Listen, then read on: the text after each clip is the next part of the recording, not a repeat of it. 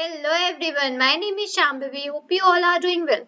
So basically the topic which we are going to discuss today is inheritance. Let me just quickly write down that topic here so that I can just tell you about this topic further, right? So this is a topic which we are just going to discuss today in advanced pattern programming, and that is inheritance. Now what we actually mean from it, right? And basically, so it is actually in terms of programming language, if I say, okay, if I just like talk about in terms of programming language, so it actually means that basically, let's say we are having a class, right? So in advanced Python, we have topic that is OOPS, right? That is object-oriented programming. So in that, basically, we deal with the classes and objects. So let's say there is a class, and that class basically inherits and basically like access and have the properties of any other class. That is actually what we call as inheritance, right?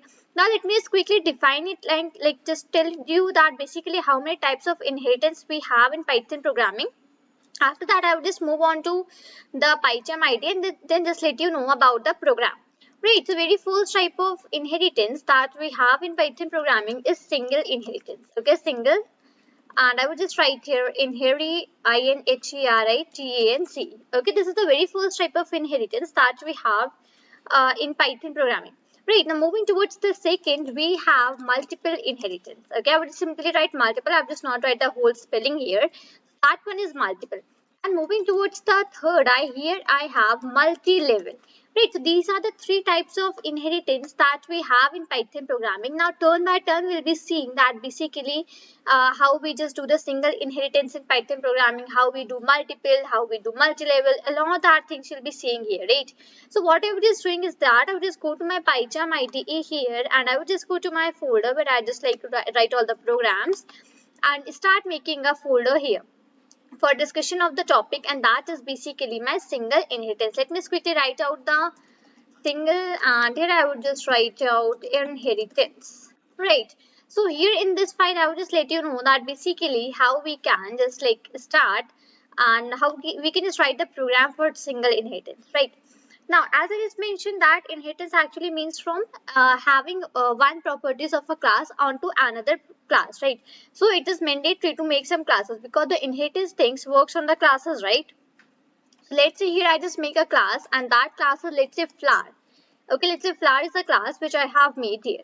Now what I can just do here is that inside this, let's say I just want to make some a function. Okay, I just want to make some function. So I would just write here def, and let's say the function name is type. Okay, let's say type is the name of the function which I would just make here, right? And the self will automatically be passed because this is a class, and inside class whenever we just declare a function, so self is automatically passed on to that, right? Now basically let's say inside this I start writing a print statement, and into that print statement let's say I write that this is, let me just write here that this is a red flower.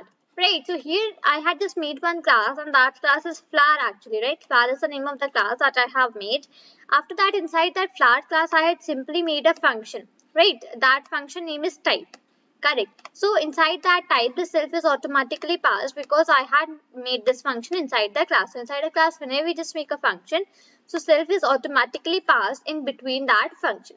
Right, after that I had simply used a like written a print statement, and that is this is a red flag. Okay, let's say this is the class which I have made. Now basically I'll be just going on to the next line, let's say here. Okay, now let's say here I just make another class. So let's say first was flower, and second let's say I would just make as, let's say, plant. Okay, plant is the another class which I have made here. Now I would just put the brackets here, and inside the bracket, now when I write here as flower, this step, this procedure which I have just done here right now, this is actually what we call as single inheritance. Okay, this is the time and this is the place where we just can say that okay, I am just doing here as single inheritance. Let me just quickly write out, and then I will just explain you that why I am just saying this thing. Right, so I just wrote that single inheritance here. Now here what I had just done, I had taken my plant class, right? That was a class which I have made, and this was plant, right? Inside that plant class, what I had done, I had passed my another class, and that is flower. Right, this one is my flower class, right, which I had made above. I just passed that here. Now the plant class which I had made here, right? This plant class which I have made here. Now this plant class will be having the properties of this plant class as well and this flower class as well, because I have mentioned this flower class in the between, like in the middle of the bracket of the plant class.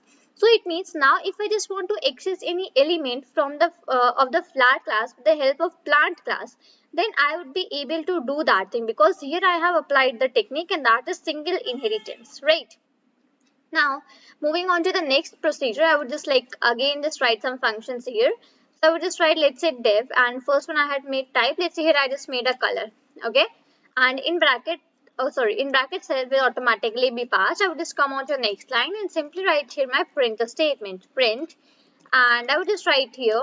Let me just write here. This is red color, okay? Let's say I just write here. This is red color, right? Even I had just made out my second class, and in that second class I have just done the inheritance of my first class, okay? So whenever we just inherit a class into another class, that procedure is called a single inheritance. Let me quickly write the definition also. So put a comment here, and I would just write here, when we inherit a class into another class, that procedure is known as single inheritance, okay? Single inheritance, right?